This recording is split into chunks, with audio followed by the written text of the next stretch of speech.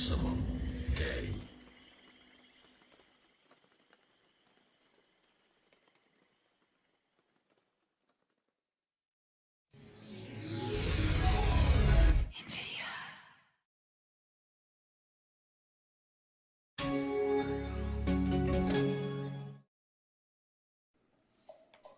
I actually couldn't run this game at first. After installing and clicking play, the screen would turn black and then go back to the Steam page. So of course I uninstalled and reinstalled several times and kept getting the same problem. Like any good PC gamer, I hopped on Google and began my search. Finally I found a video that showed me how to fix the game. Yo, quick tangent, why do so many of those types of videos have that long ass intro or just text to explain the steps needed to fix your problem, or the cheapest mic in the world that only works if it's inside their mouth? Anyway, a link with a decent fix for this problem can be found down below. For the fix to actually work, you have to own Crysis Warhead. Basically, you have to copy files from Warhead to Crysis so that the game can play on a 64-bit system.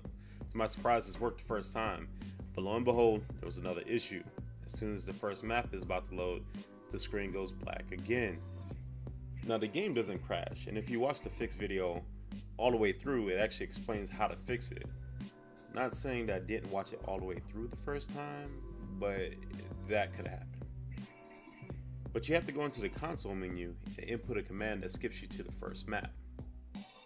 For me, that was a lot of work to play an 11-year-old game. A few years ago, doing all of that would have been no problem, but I'm lazy now. Like, I know how to change my own oil, but I don't because I don't want to. So before even getting a chance to even start the game, I wanted to go ahead and toss it to the side. But hey, game 6 is complete, and I'm happy to say that I played it all the way through. Just a heads up, I am not going to be fair to this game. There is no nostalgia in this for me. I don't have fond memories of this game. This was my first playthrough, and there were more than a few issues that annoyed the hell out of me. Nothing that made me quit the game, but it did manage to grind my gears. On top of that, I usually won't play games that are really old. This isn't too old, but it's pretty damn close. One of the first problems I had was an inconsistent frame rate the entire playthrough. If I went full screen with VSync, then I only got 24 frames per second. But if I went windowed, it ran fine, but I couldn't record. So I wound up playing full screen with VSync off, but it caused the FPS to range from 144 to 15 with some screen tearing. And again, this is an 11-year-old game. I just feel like this shouldn't be an issue.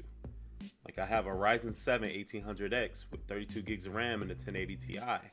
Like, I know I don't have the best build, but I come pretty damn close. There was also this funny glitch where textures wouldn't load, and there would be these weird bright yellow images that would take their place. It didn't happen a whole lot, but you definitely noticed it, and it was crazy the first time you saw it. You can definitely tell this game sits in a weird place between old and modern first-person shooters. Graphically, it holds up surprisingly well. There are weird animations here and there, but it is a pretty game. It isn't going for hyper-realism or anything like that, and I really enjoy the art style.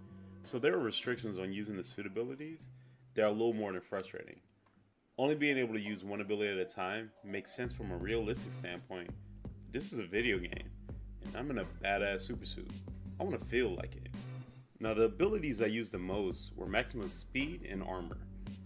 Maximum speed made the normal movement speed more tolerable. Yes, without it, you move super slow. There's a glitch that I encountered a few times that if you're sprinting while using maximum speed, and you run into an object that can move, let's say like a barrel, then said barrel will kill you. Gotta go fast.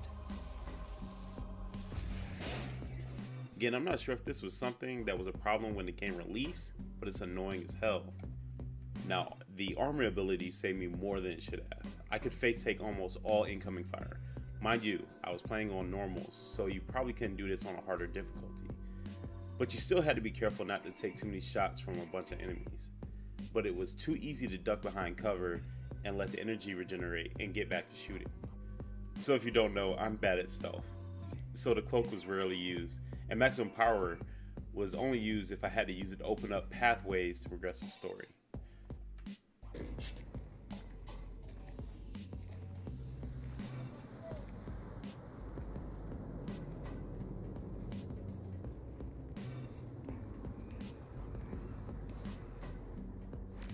Maximum speed.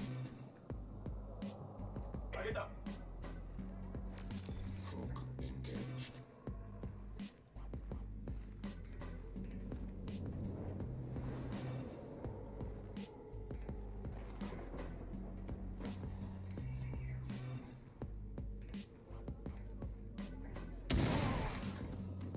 In my opinion, the suit could have used an upgrade system. The abilities burn through energy so fast that sometimes it's pointless in having them. Like the cloak drains quickly even if you're walking slowly. So you better be somewhere with some decent cover when using it, or you get caught out in the open and get blasted in the face. And when using maximum speed to quickly move from one area to another, I would come to a crawl as soon as I ran out of energy and have to wait for it to refill before I can get moving fast again. I figured I was trying to use the powers wrong, and that I'm supposed to be playing like a more capable soldier and not an unstoppable one-man army, but that's no fun. The point in the game where you board the alien ship was a good change of pace, and the level design and the overall feeling of the area is great. It felt cold and foreign. You're weightless for the entire thing, which is disorienting at first, and the game does a great job of making it easy to get used to the controls. The combat in this area can be a little messy. The giant tadpole men will close the distance and try and attack you from time to time, and when I shot at them, my screen would go black. I really hope this is a glitch and not a design choice, because I can imagine how impossible this section would be on a harder difficulty. So the last part of this game is where Crysis really starts to show its age. It's a good mission, but there's a weapon that the game allows you to miss. And let me stress this, you need this weapon for the last fight. I ran around for more than 30 minutes looking for the damn thing while the game yelled at me to fire it. So again, I had to pull back up Google to figure it out. The weapon is in a room where your suit is being modified. When it's brought into the room, your character is told that he can't take it. The first time I saw it, I was like, screw that, give it here because it sounds awesome. But the game wouldn't let me pick it up. So I left there thinking it was dumb. They showed me a cool gun and wouldn't let me use it. Turns out, after a little cutscene is over and you exit the room, you're supposed to go back in and take it. So once I figured all that out, I spent the next 10 minutes trying to find a decent save so I wouldn't have to replay the 30 minutes leading up to that point. I didn't save enough on my own and had to replay the majority of the mission over. So, just as I started to get used to the game and was ready to send more aliens to the great beyond, the game ends. Honestly, thought there was going to be more, and when I saw the credits roll, I was a little disappointed. For all the problems that I had with it, Crysis was fun, and I still have Crysis Warhead to play, so I'll get that fixed later on. P.S. Crysis 2 was better. Well, that's it for this one. Y'all know what buttons to press if you want to support the channel. I'll catch y'all next time. Peace.